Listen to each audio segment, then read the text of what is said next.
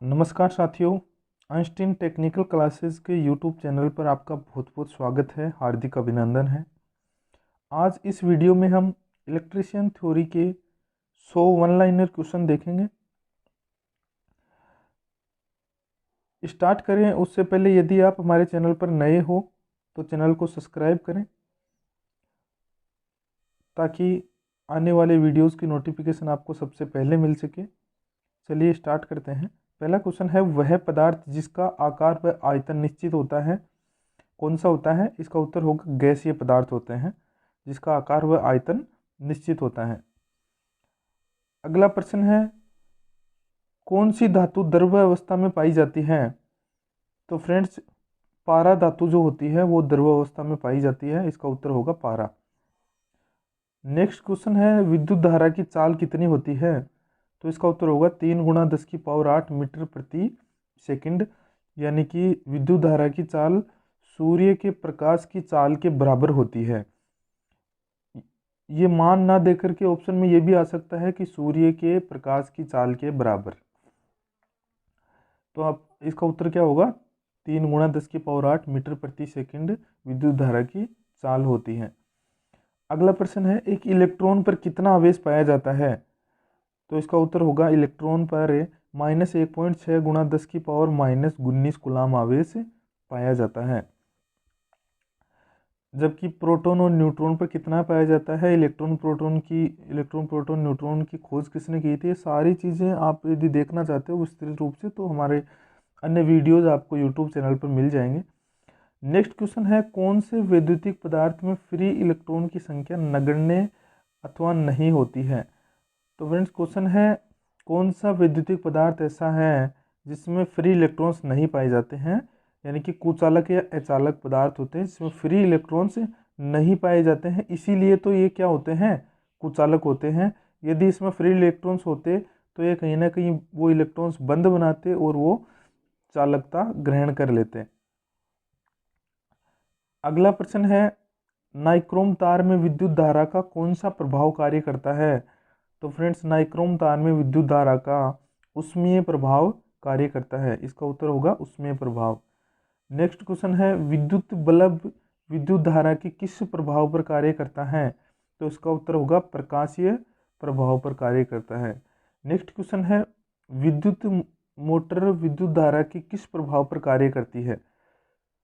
इसका उत्तर होगा चुंबकीय प्रभाव पर। देखिए, यहाँ पर प्रभाव काफ़ी बार पूछे जा रहे हैं और एग्जाम्स में भी इस प्रकार के क्वेश्चन काफ़ी बार पूछ लिए जाते हैं कि बल्ब किस प्रभाव पर कार्य करता है, या विद्युत मोटर किस प्रभाव पर कार्य करती है, या विद्युत या सिद्धांत पूछ लेते हैं विद्युत जनित तर्क किस सिद्धांत पर कार्य करता है। इस प्रकार के क्वेश्चन आपको बेसिकली देखने को मिल जाते हैं एग्जाम्स में। अगला क्वेश्चन है, कठोर कर्षित तांबे का उपयोग किया जाता है, तो कहाँ किया जाता है? कम्यूटेटर सेगमेंट्स बनाने में कठोर कर्षित तांबे का उपयोग किया जाता है। अगला प्रश्न है, विद्युत सप्लाई के लिए किस धातु के तार का सबसे अधिक उपयोग किया जाता है? जैसे कि विद्युत सप्लाई के लिए किस धातु के तार का सबसे अधिक उपयोग किया जाता है? तो एल्यूमिनियम तार का सबसे अधिक उपयोग किया जाता है। जैसा कि आपने देखा भी होगा, जो भी लाइनें हैं, बड़ी बड़ी लाइनें हैं, वो आपने देखा होगा कि किस धातु के तार द्वारा खींची होती हैं? एल्यूमिनियम धातु के तार द्वारा खींची होती हैं। सामान्यतः हम देखते हैं कि जो 33 kV 11 kV या फिर इससे अपर जो 132 है, या फिर इससे ऊपर 400 kV की लाइनें हैं, ये सारी लाइनें हैं, ये कौन से तार द्वारा खींची जाती हैं? एल्यूमिनियम तार द्वारा खींची जाती हैं, क्योंकि यह सस्ता होता है तथा अच्छा चालक भी होता है। नेक्स्ट प्रश्न है, तारों के ऊपर अचालक आवरण कौन से पदार्थ का बनाया जाता है? जो तार हमारे घरों में लगे होते हैं उनके ऊपर का जो अचालक आवरण होता है वो कौन से पदार्थ का बना होता है? तो वो बना होता है पीवीसी का, यानी पॉलीविनाइल क्लोराइड का बना होता है। अगला प्रश्न है, किसी चालक तार की मोटाई मापने के लिए कौन से मीटर का उपयोग किया जाता है? तो फ्रेंड्स, किसी भी चालक तार की मोटाई मापने के लिए माइक्रोमीटर का उपयोग किया जाता है। अगला प्रश्न है, सिरोपरी लाइन में से तारों को सप्लाई के लिए नीचे उतारने के लिए कौन से जोड़ का प्रयोग किया जाता है? यहाँ पर देखिए प्रश्न है, सिरोपरी लाइन में से तारों को सप्लाई के लिए नीचे उतारने के लिए कौन से जोड़ का उपयोग किया जाता है। तो कौन सा जोड़ उपयोग किया जाता है, ब्रिटानिया टी जॉइंट का उपयोग किया जाता है, ब्रिटानिया टी जोड़ का उपयोग किया जाता है। अगला प्रश्न है, सिरोपरी लाइन में तारों की लंबाई अधिक करने के लिए कौन से जोड़ का उपयोग किया जाता है। इसमें भी ब्रिटानिया सीधा जोड़ का उपयोग किया जाता है। देखिए सिरोपरी लाइन से तारों को सप्लाई को नीचे उतारने के लिए कौन से का उपयोग किया जाता है, ब्रिटानिया टी जॉइंट का।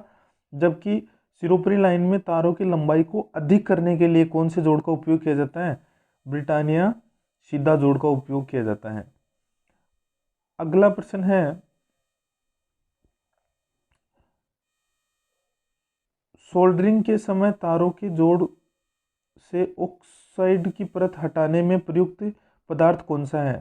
सोल्डरिंग जब हम करते हैं उस समय जोड़ से तारों का जोड़ होता है, वहाँ से ऑक्साइड की परत हम हटाते हैं या साफ करते हैं, उसके लिए कौन से पदार्थ का प्रयोग किया जाता है। तो इसका उत्तर होगा फ्लक्स का प्रयोग किया जाता है। अगला प्रश्न है, किसी केबल का इंसुलेशन प्रतिरोध मापने के लिए कौन से मीटर का उपयोग किया जाता है। फ्रेंड्स बहुत अच्छा क्वेश्चन है, किसी केबल का इंसुलेशन प्रतिरोध मापने के लिए कौन से मीटर का उपयोग किया जाता है। तो मेगर का उपयोग किया जाता है। किसका उपयोग किया जाता है, मेगर का उपयोग किया जाता है। अगला प्रश्न है, लो वोल्टेज केबल की वोल्टेज क्षमता कितनी होती है। तो फ्रेंड्स लो वोल्टेज जो केबल होती है वो 250 वोल्टेज क्षमता तक बनाई जाती है। अगला प्रश्न है, ओम का नियम किन राशियों के बीच संबंध बताता है। देखिए बहुत ही अच्छा क्वेश्चन है। तो ओम का नियम वोल्टेज, धारा और प्रतिरोध के मध्य संबंध स्थापित करता है, यानी कि इसका उत्तर होगा वोल्टेज, धारा और प्रतिरोध। नेक्स्ट क्वेश्चन है, ओम के नियमानुसार परिपथ में वोल्टेज के मान अधिक करने से धारा के मान पर क्या प्रभाव पड़ता है। देखिए ओम के नियम के अनुसार वोल्टेज और धारा एक दूसरे के समानुपाती होते हैं, यानी वोल्टेज का मान बढ़ेगा तो धारा का मान भी बढ़ेगा, वोल्टेज का मान घटेगा तो धारा का मान भी घटेगा। यानी कि इसका उत्तर होगा, यदि ओम के नियम के अनुसार परिपथ में वोल्टेज के मान को हम अधिक करते हैं यानी बढ़ाते हैं तो धारा का मान भी बढ़ेगा, क्योंकि V समानुपाती I होता है, इसलिए यहाँ पर V बढ़ेगा तो I भी बढ़ेगा। नेक्स्ट क्वेश्चन है, किसी चालक तार की लंबाई अधिक करने से प्रतिरोध पर क्या प्रभाव पड़ता है। देखिए जब किसी चालक तार की हम लंबाई बढ़ाते हैं तो जब लंबाई बढ़ेगा तो प्रतिरोध इसका बढ़ता है, क्योंकि लंबाई बढ़ने पर यहाँ पर देखिए सूत्र होता है प्रतिरोध का, R बराबर रो इंटू एल बटा ए। जब ये जो चालक तार का प्रतिरोध है R समानुपाती L होता है, यानी कि लंबाई के सीधा समानुपाती होता है, और जब लंबाई बढ़ेगी तो प्रतिरोध बढ़ेगा। नेक्स्ट क्वेश्चन है, किसी चालक तार की मोटाई अधिक करने पर प्रतिरोध पर क्या प्रभाव पड़ेगा। देखिए ये भी अच्छा क्वेश्चन है। चालक तार की जब मोटाई अधिक करेंगे तो प्रतिरोध पर क्या प्रभाव पड़ेगा। देखिए प्रतिरोध इसका कम होगा, क्योंकि चालक तार की मोटाई होती है जिसको हम बढ़ाते हैं, इसका मतलब उसका क्षेत्रफल बढ़ रहा है। तो हमारा सूत्र होता है प्रतिरोध का R बराबर रो इंटू एल बट्टा ए, यानी कि क्षेत्रफल बट्टा में आता है। तो जब क्षेत्रफल बढ़ेगा तो प्रतिरोध के मान में कमी आएगी, यानी कि क्षेत्रफल जो है वो प्रतिरोध के व्युत्क्रमानुपाती होता है, और जब व्युत्क्रमानुपाती में कोई चीज़ बढ़ती है तो वो प्रतिरोध यहाँ पर कम होगा, यानी कि क्षेत्रफल जो व्युत्क्रमानुपाती में होता है वो यदि बढ़ेगा तो प्रतिरोध यहाँ पर कम होगा, यानी कि चालक तार की मोटाई बढ़ाने पर चालक तार का प्रतिरोध कम होगा। नेक्स्ट क्वेश्चन है, किसी अर्धचालक पदार्थ का तापमान अधिक करने से प्रतिरोध पर क्या प्रभाव होगा। देखिए जब किसी अर्धचालक पदार्थ का तापमान बढ़ाएंगे तो प्रतिरोध यहाँ पर उसका कम होगा, क्योंकि ये पदार्थ अर्धचालक पदार्थ कौन सी श्रेणी में आते हैं, NTC श्रेणी में आते हैं, नेगेटिव टेम्परेचर कोफिशिएंट, यानी कि प्रतिरोध तापमान बढ़ाएंगे तो प्रतिरोध घटेगा। अगला प्रश्न है, व्हीट स्टोन ब्रिज मापन करता है। जो व्हीट स्टोन ब्रिज है वो किसका मापन करता है, किस राशि का मापन करता है। तो ये किसका मापन करता है? अज्ञात प्रतिरोध का मापन करता है। वरिष्ठ। अगला प्रश्न है, कौन से सर्किट में सभी प्रतिरोध का मान आपस में जुड़ता है? देखिए, ऐसा कौन सा परिपथ है जिसमें प्रतिरोधों का मान आपस में जुड़ता है? तो सीरीज सर्किट, यानी कि श्रेणी क्रम में परिपथ का प्रतिरोध आपस में जुड़ता है। अगला प्रश्न है, कौन से परिपथ में सभी प्रतिरोध पर वोल्टेज का मान अलग अलग होता है? तो वो कौन सा परिपथ होता है जहाँ पर वोल्टेज का मान अलग अलग होता है? तो श्रेणी परिपथ में वोल्टेज का मान सभी प्रतिरोधों पर अलग अलग होता है, जबकि समांतर क्रम में सभी प्रतिरोधों पर विभव का मान समान होता है। अगला प्रश्न है, कौन से परिपथ में सभी प्रतिरोधों की धारा का मान अलग अलग होता है? तो देखिए, समानांतर जो परिपथ होता है उसमें धारा का मान सभी प्रतिरोधों पर अलग अलग होता है, जबकि श्रेणी परिपथ में धारा का मान समान होता है। अगला प्रश्न है, दो से अधिक फेजों की संख्या को क्या कहा जाता है? तो फ्रेंड्स, इसका उत्तर होगा पॉलीफेज, यानी कि दो से अधिक फेजों की संख्या को क्या कहा जाता है? पॉलीफेज। अगला प्रश्न है 28, दो फेजों के बीच मापी गई वोल्टेज क्या कहलाती है? तो ये कहलाएगी लाइन वोल्टेज। फ्रेंड्स, हमेशा ध्यान रखना, दो से अधिक फेजों की संख्या को क्या कहते हैं? पॉलीफेज। दो फेजों से के बीच में मापी गई वोल्टेज क्या कहलाएगी? Line voltage. जबकि अगला प्रश्न है, ELCB का पूरा नाम क्या होता है? तो ELCB का पूरा नाम होता है अर्थ लीकेज सर्किट ब्रेकर। 29 का प्रश्न है, ELCB का पूरा नाम क्या होता है? तो ELCB का पूरा नाम होता है अर्थ लीकेज सर्किट ब्रेकर। ये भी काफ़ी बार एग्जाम्स में पूछा जाता है। अगला प्रश्न है, जीने की वायरिंग में कौन से स्विच का उपयोग किया जाता है? तो फ्रेंड्स, बहुत ही अच्छा प्रश्न है। जीने की वायरिंग में कौन से स्विच का उपयोग किया जाता है? टू वे स्विच का उपयोग किया जाता है। और काफ़ी बार एग्जाम में ऐसे क्वेश्चन पूछे जाते हैं, जीने की वायरिंग में कौन से स्विच का उपयोग किया जाता है? टू वे स्विच का उपयोग किया जाता है। अगला प्रश्न है, पूर्ण घरेलू वायरिंग की जांच के लिए कौन से मीटर का उपयोग किया जाता है? तो मेगर का उपयोग किया जाता है। यानी कि जो घरेलू वायरिंग है इसकी जांच के लिए कौन से मीटर का उपयोग करते हैं? इसका उत्तर होगा मेगर का उपयोग करते हैं। अगला प्रश्न है, प्लेट अर्थिंग में अर्थ इलेक्ट्रोड की साइज कितनी होती है? तो प्लेट अर्थिंग जब करते हैं तो इसमें इलेक्ट्रोड की साइज कितनी होगी? 60 गुणा 60 सेंटीमीटर, यानी 60 सेंटीमीटर गुणा 60 सेंटीमीटर यहाँ पर प्लेट अर्थिंग इलेक्ट्रोड की साइज होती है। अगला प्रश्न है, कौन सा मीटर अर्थिंग प्रतिरोध के मापन हेतु प्रयुक्त होता है? तो फ्रेंड्स, कौन सा मीटर है जो अर्थिंग प्रतिरोध के मापन हेतु प्रयुक्त होता है? वो होता है अर्थ टेस्टर। अर्थ टेस्टर का उपयोग करते हैं अर्थिंग प्रतिरोध मापने के लिए। अगला प्रश्न है, ट्रांसफॉर्मर किस सिद्धांत पर कार्य करता है? तो ट्रांसफॉर्मर अन्योन्य प्रेरण के सिद्धांत पर कार्य करता है। फ्रेंड्स, इसका उत्तर होगा अन्योन्य प्रेरण, जिसको इंग्लिश में बोलते हैं म्यूचुअल इंडक्शन। और जबकि हम बात करें ऐसा कौन सा ट्रांसफॉर्मर है जो स्व प्रेरण के सिद्धांत पर कार्य करता है, तो एक ही ट्रांसफॉर्मर है, वो है ऑटो ट्रांसफॉर्मर। नेक्स्ट प्रश्न है, कौन ट्रांसफॉर्मर की कौन सी वाइंडिंग लोड के साथ जोड़ी जाती है? तो फ्रेंड्स, ट्रांसफॉर्मर की जो सेकेंडरी वाइंडिंग है वो लोड के साथ जोड़ी जाती है, जबकि ट्रांसफॉर्मर की जो प्राथमिक वाइंडिंग है वो स्रोत के साथ में जोड़ी जाती है, यानी कि उसको सप्लाई प्रदान की जाती है। जबकि ट्रांसफॉर्मर की जो सेकेंडरी वाइंडिंग है, द्वितीयक वाइंडिंग है, उससे लोड को संयोजित किया जाता है। इसका उत्तर होगा सेकेंडरी वाइंडिंग। नेक्स्ट क्वेश्चन है, ट्रांसफॉर्मर कोर कौन सी धातु की बनाई जाती है? तो फ्रेंड्स, ट्रांसफॉर्मर की जो कोर होती है वो सिलिकॉन स्टील की बनाई जाती है। नेक्स्ट क्वेश्चन है, ट्रांसफॉर्मर के किस भाग पर ऑयल गेज लगा होता है? फ्रेंड्स, देखिए, ट्रांसफॉर्मर के किस भाग पर ऑयल गेज लगा होता है? तो कंजर्वेटर के ऊपर ऑयल गेज लगा होता है। नेक्स्ट क्वेश्चन है, ट्रांसफॉर्मर में सिलिका जेल कहाँ भरी जाती है? देखिए, बड़ा अच्छा क्वेश्चन है। ट्रांसफॉर्मर में सिलिका जेल कहाँ भरी जाती है?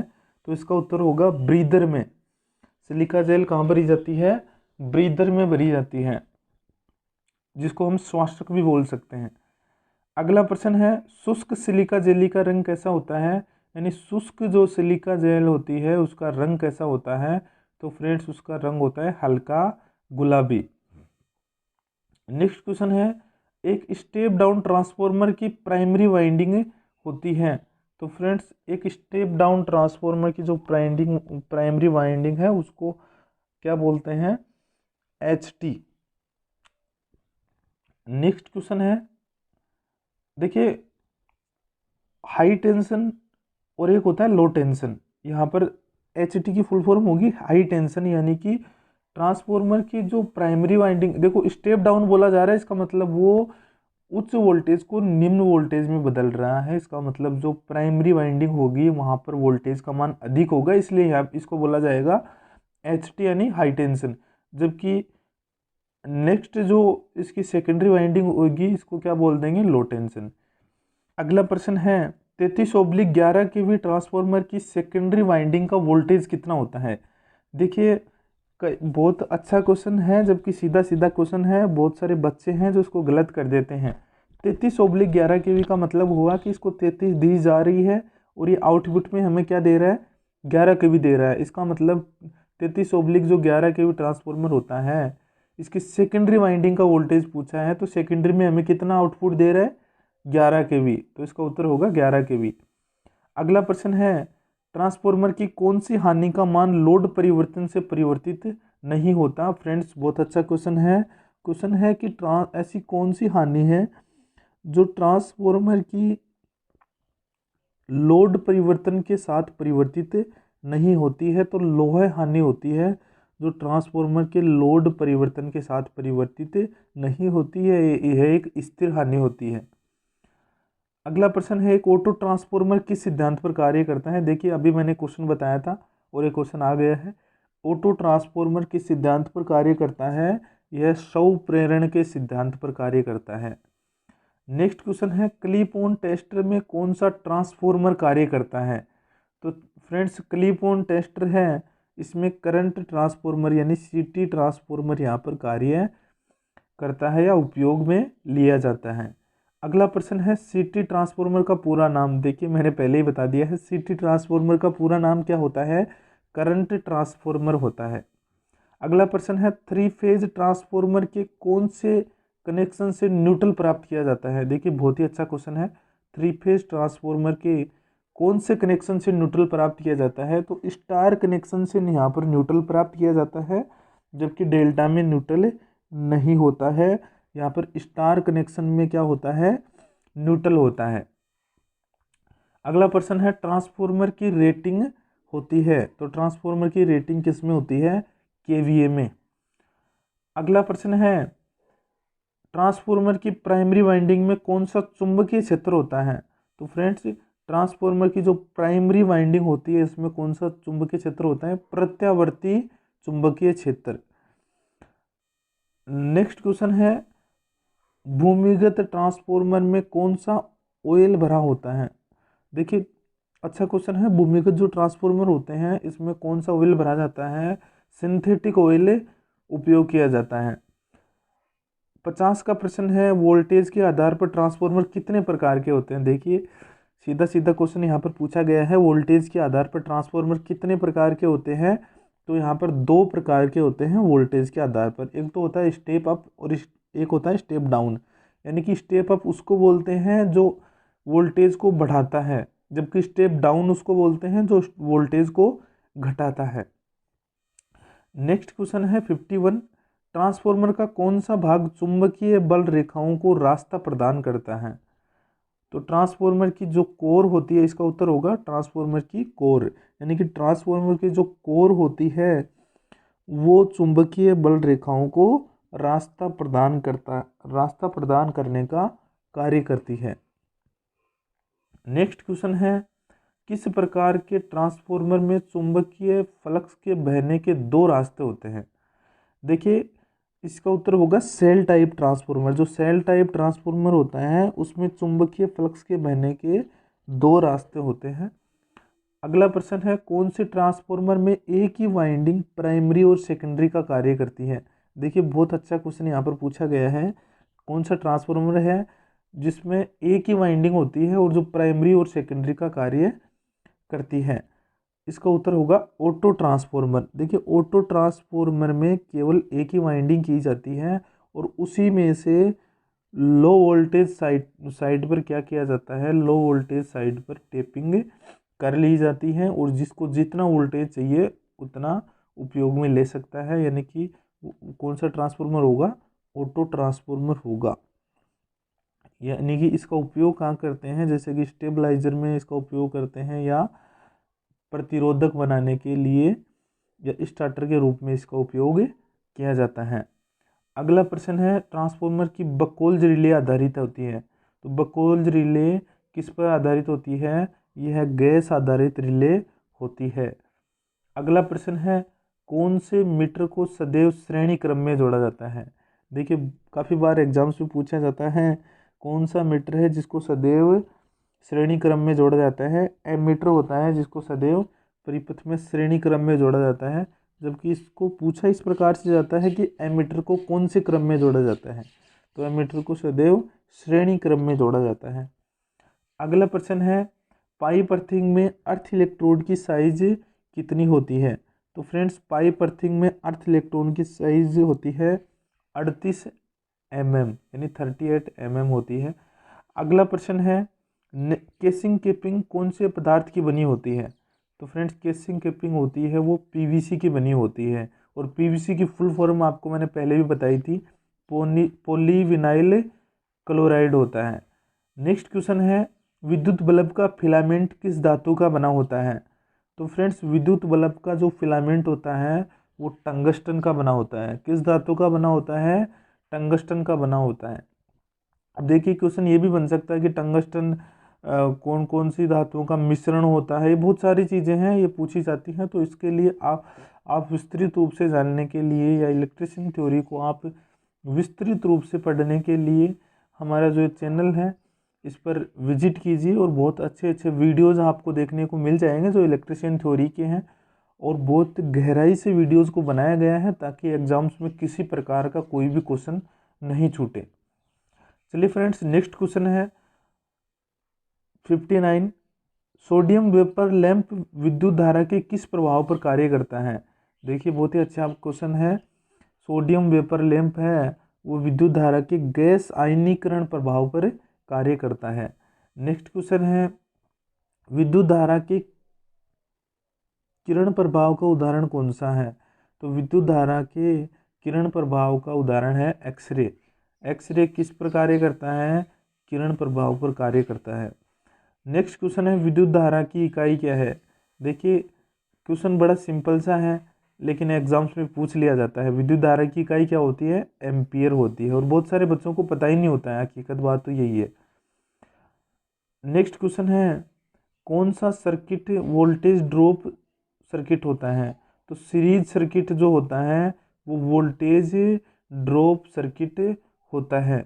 नेक्स्ट क्वेश्चन है ओम का नियम कौन सी सप्लाई पर लागू होता है। देखिए क्वेश्चन है ओम का नियम कौन सी सप्लाई पर लागू होता है। तो ओम का नियम यहाँ पर केवल डीसी हम बोल नहीं सकते, एसी और डीसी दोनों पर लागू होता है, जबकि इसकी शर्तें होती हैं वो अलग अलग होती हैं और शर्तों के अनुसार यदि ये पालना करता है तो यह एसी और डीसी दोनों पर लागू होता है। कुछ शर्तें हैं, कुछ शर्तों की पालना की जाए उसके बाद ही एसी और डीसी पर लागू होता है। यदि इसके बारे में आप विस्तृत रूप से जानना चाहते हैं, यहाँ पर देखिए केवल डीसी यहाँ पर गलत दिया हुआ है। यदि आप इस ओम के नियम के बारे में विस्तृत रूप से जानना चाहते हैं तो हमारे यूट्यूब चैनल पर इसका अच्छे से वीडियो बनाया हुआ है, उस पर विजिट कीजिए और उसको देखिए, आपको समझ में आ जाएगा। नेक्स्ट क्वेश्चन है इलेक्ट्रॉन कहाँ पाए जाते हैं। तो फ्रेंड्स इलेक्ट्रॉन है वो परमाणु की बाह्य कक्षा में पाए जाते हैं, जबकि परमाणु के अंदर नाभिक होता है, उस नाभिक के अंदर कौन कौन से कण पाए जाते हैं।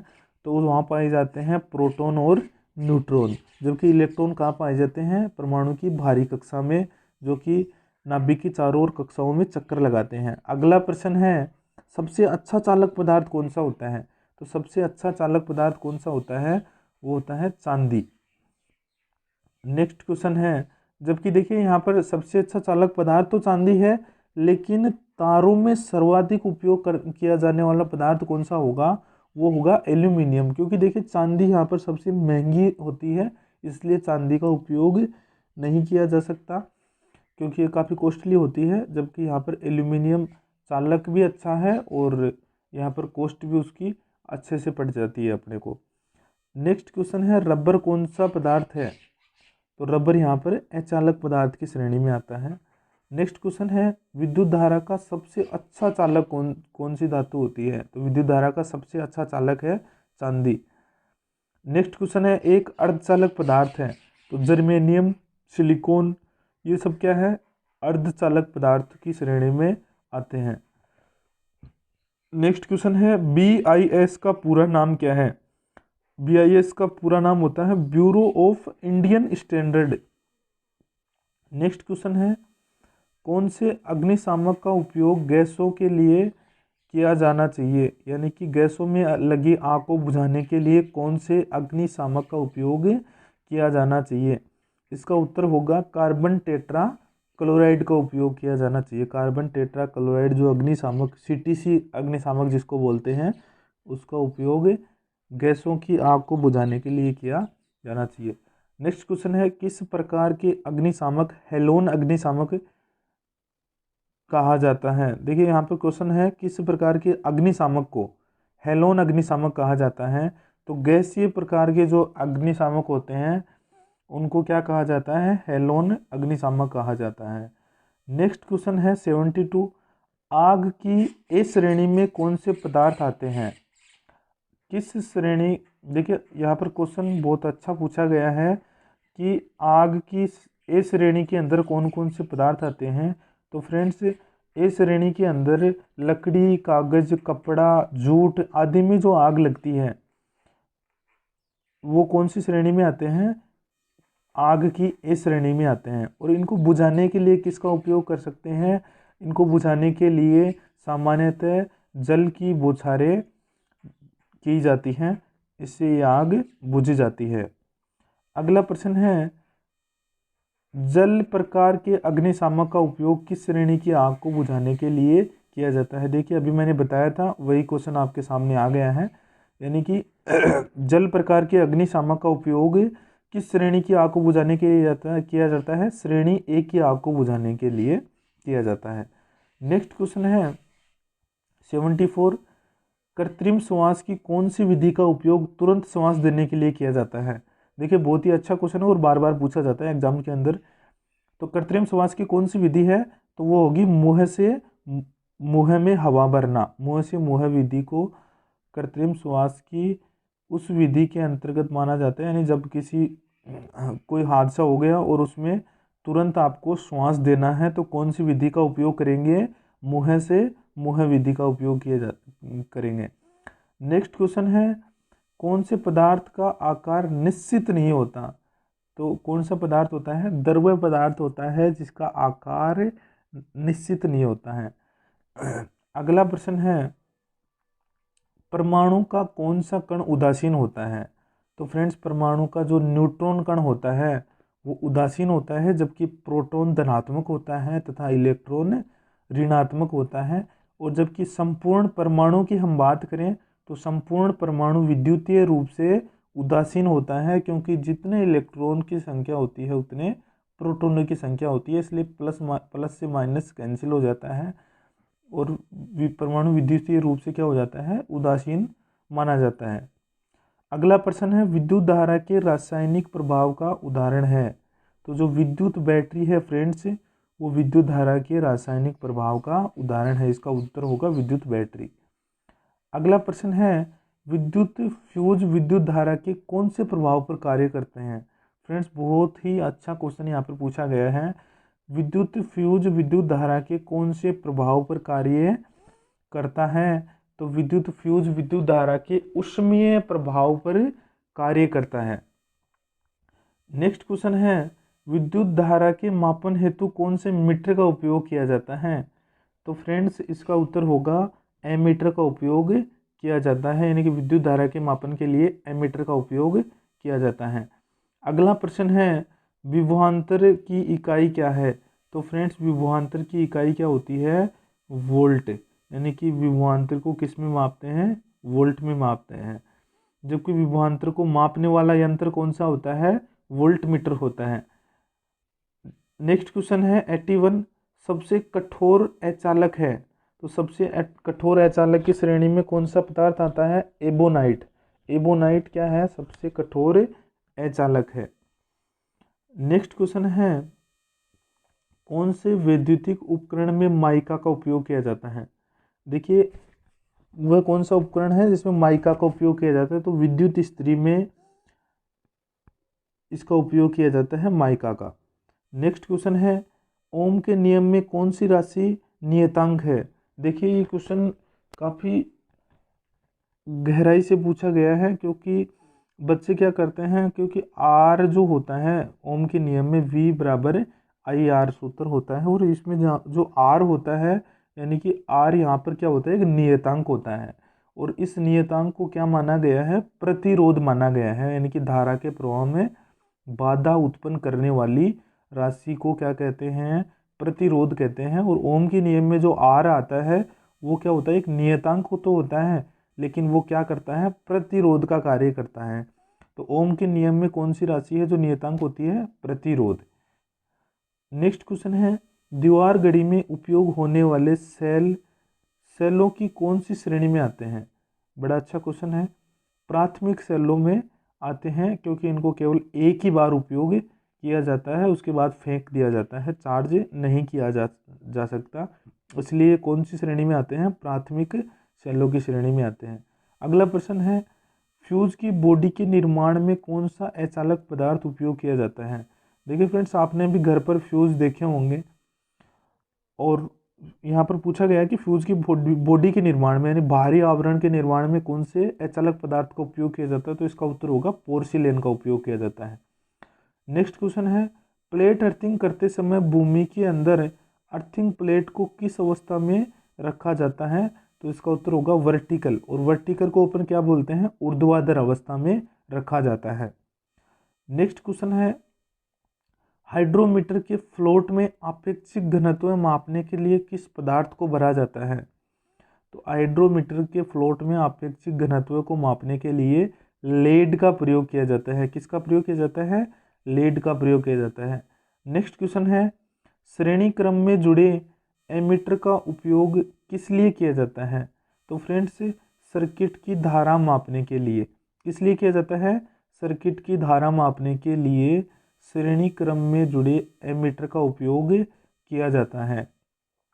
नेक्स्ट क्वेश्चन है ट्रांसफॉर्मर में उत्पन्न होने वाली गुंजन की ध्वनि को कौन से दोष का नाम दिया गया है। फ्रेंड्स बहुत अच्छा क्वेश्चन है, और एक बार ये एग्जाम में भी पूछा जा चुका है, एक बार नहीं काफ़ी बार पूछा जा चुका है। ट्रांसफॉर्मर में जो गुंजन की ध्वनि होती है उसको क्या, कौन से दोष का नाम दिया गया है, हमिंग दोष का नाम दिया गया है, नहीं उसको क्या कहते हैं, हमिंग दोष कहते हैं। ये क्वेश्चन इस प्रकार से पूछा गया था कि ट्रांसफॉर्मर में जो ध्वनि सुनाई देती है उसे क्या कहा जाता है, तो उसको कहा जाता है हमिंग ध्वनि। नेक्स्ट क्वेश्चन है एक पंखा सेल्फ स्टार्ट कैसे हो जाता है, तो इसका उत्तर होगा पंखे में लगे कैपेसिटर के कारण, क्योंकि कैपेसिटर जो है वो क्या करता है, फेज स्प्लिट का काम करता है, यानी फेज विभक्त का काम करता है, और इसका स्टार्टिंग टॉर्क उच्च हो जाता है, और जिसके कारण से सेल्फ स्टार्ट हो जाता है। नेक्स्ट क्वेश्चन है विद्युत केतली को गर्म करने के लिए उसमें कौन से वैद्युतिक उपकरण का उपयोग होता है। तो फ्रेंड्स वैद्युतिक केतली को गर्म करने के लिए इमर्शन रोड या हीटर का उपयोग किया जाता है, इमर्शन रोड का उपयोग किया जाता है। नेक्स्ट क्वेश्चन है क्या होगा यदि टंगस्टन फिलामेंट वाले बल्ब से कांच का खोल हटाकर सप्लाई से जोड़ा जाए। तो फ्रेंड्स ऑक्सीजन की उपस्थिति के कारण फिलामेंट कुछ ही सेकंड जलकर फ्यूज हो जाएगा। देखिए यहाँ पर जो टंगस्टन फिलामेंट का जो बाहरी कांच का खोल होता है वो इसीलिए लगाया जाता है कि बाहरी जो भी गैसें हैं वो उसके अंदर प्रवेश ना कर पाएँ, ताकि जो फिलामेंट है वो अच्छे से कार्य कर सके। तो यहाँ पर क्या होगा, बाहरी की जो ऑक्सीजन है इसके कारण से फिलामेंट है वो कुछ ही सेकंड में फ्यूज हो जाएगा जल करके। नेक्स्ट क्वेश्चन है फेज और न्यूट्रल की कंटिन्यूटी जांचने के लिए इलेक्ट्रीशियन कौन से साधन का उपयोग करता है? तो ये इसका उत्तर होगा टेस्टिंग लैंप या मल्टीमीटर का उपयोग किया जाता है। यानी कि फेज और न्यूट्रल की कंटिन्यूटी की जांच करने के लिए टेस्टिंग लैंप या मल्टीमीटर का उपयोग किया जाता है। नेक्स्ट क्वेश्चन है यहाँ पर, कॉम्बिनेशन प्लायर में बने साइड कटर का उपयोग कहाँ किया जाता है? तो फ्रेंड्स, कॉम्बिनेशन में बने साइड कटर का उपयोग वायर का इंसुलेशन छीन ले और पतले तारों को काटने के लिए किया जाता है। यानी कि जो वायर का इंसुलेशन होता है उसको छीन ले तथा पतले तारों को काटने के लिए कॉम्बिनेशन प्लायर, यानी कि हम इसको सामान्य भाषा में प्लास बोलते हैं, इसके जो साइड कटर का उपयोग किया जाता है। नेक्स्ट 95 नंबर क्वेश्चन है, एमसीबी क्या प्रतिक्रिया करेगी जब फेज और अर्थ वायर आपस में टच हो जाएं? देखिए, बहुत ही अच्छा क्वेश्चन है। यानी कि जब फेज और अर्थ आपस में टच हो जाएं तो एमसीबी क्या प्रतिक्रिया करेगी? एमसीबी पर लोड बढ़ जाएगा और लोड बढ़ने के कारण क्या होगा? एमसीबी ट्रिप हो जाएगी। लोड कैसे बढ़ेगा? क्योंकि फेज का जो भी फेज में धारा आ रही है वो कहाँ अर्थ हो जाएगी? अर्थ वायर के अंदर चली जाएगी, जिसके कारण से अर्थ वायर का मतलब क्या हुआ? अर्थ वायर का मतलब भी यही होता है कि उसको कितना भी करंट दे दिया जाए, तो जब उसको वो काफ़ी ज़्यादा करंट खींचने लग जाएगा तो एमसीबी क्या हो जाएगी? ट्रिप हो जाएगी। नेक्स्ट क्वेश्चन है 96, खाद्य मिक्सर में उपयोग यूनिवर्सल मोटर की गति कितनी होती है? तो फ्रेंड्स, ये क्वेश्चन भी बार बार पूछा जाता है। 96 नंबर क्वेश्चन है, इसका उत्तर होगा लगभग 14,000 आरपीएम इसकी गति होती है खाद्य मिक्सर में लगी यूनिवर्सल मोटर की। नेक्स्ट क्वेश्चन है, विद्युत प्रेस नियत ताप के बाद ऑटोमेटिक पावर कैसे बंद हो जाता है? क्योंकि इसमें इसका उत्तर क्या होगा? थर्मिस्टर स्विच के कारण। देखिए, इसको थर्मिस्टर नाम यहाँ पर थोड़ा सा मिस्टेक हुआ है, थर्मोस्टेट स्विच के कारण थर्मोस्टेट बोला जाता है। और थर्मोस्टेट स्विच के कारण क्या होता है कि विद्युत प्रेस गर्म होने के बाद में ऑटोमेटिक पावर बंद कर लेती है, क्योंकि इसमें थर्मोस्टेट स्विच लगा होता है। और थर्मोस्टेट स्विच का कार्य क्या होता है कि नियत ताप के बाद विद्युत सप्लाई को कट करना। नेक्स्ट क्वेश्चन है 98, ऑटोमेटिक नाइट लैंप के लिए कौन सी युक्ति का उपयोग किया जाता है? तो इसका उत्तर होगा फोटो डायोड का उपयोग किया जाता है। नेक्स्ट क्वेश्चन है यहाँ पर 99, नियोन फेज टेस्टर से फेज की उपस्थिति जांच करते समय हमें विद्युत झटका क्यों नहीं लगता है? देखिए फ्रेंड्स, बहुत ही अच्छा क्वेश्चन है। इसका उत्तर होगा टेस्टर में एक 2 किलो ओम से अधिक का रेजिस्टेंस श्रेणी क्रम में उपयोग किया जाता है, इसलिए हमें विद्युत झटका नहीं लगता है। लास्ट क्वेश्चन है आज का 100 यानी 100वां क्वेश्चन है, पावर प्लग का उपयोग कहाँ किया जाता है? तो फ्रेंड्स, पावर प्लग का उपयोग मशीन और उपकरणों को सप्लाई से जोड़ने के लिए, यानी कि जहाँ पर अधिक पावर की आवश्यकता है, जैसे बड़ी मशीनों के अंदर या हीटर का जो प्लग होता है, या फिर हम बात करें जैसे कि घरेलू जो चक्की होती है उसका, उसमें हम जो इस प्लग का उपयोग करते हैं वहाँ पर पावर प्लग का उपयोग किया जाता है। और मशीनों को सप्लाई देने के लिए किस प्लग का उपयोग किया जाता है? पावर प्लग का उपयोग किया जाता है। तो फ्रेंड्स, ये थे आज के 100 क्वेश्चन और आशा है मुझे आपको बहुत अच्छे लगे होंगे। और फ्रेंड्स, ये जो क्वेश्चन आज के जो क्वेश्चन थे, ये क्वेश्चन एग्जाम्स के अंदर बार बार रिपीट होने वाले क्वेश्चन हैं और बहुत बार एग्जाम्स में पूछे गए हैं और आगे भी पूछे जाएंगे, क्योंकि ये हैं ही ऐसे क्वेश्चन जो कि मीडियम लेवल के अंदर आते हैं। और पेपर 3 तरह के क्वेश्चन होते हैं, बिल्कुल लो लेवल के भी आते हैं पेपर के अंदर, मीडियम लेवल के भी आते हैं और हाई लेवल के क्वेश्चन भी आते हैं। तो ये जो क्वेश्चन है मीडियम लेवल के अंदर आते हैं। तो चलिए फ्रेंड्स, और यदि आप हमारे चैनल पर नए हैं तो चैनल को सब्सक्राइब करना ना भूलें और वीडियोज़ को लाइक करना या शेयर करना ना भूलें। Thank you so much. जय हिंद, जय भारत।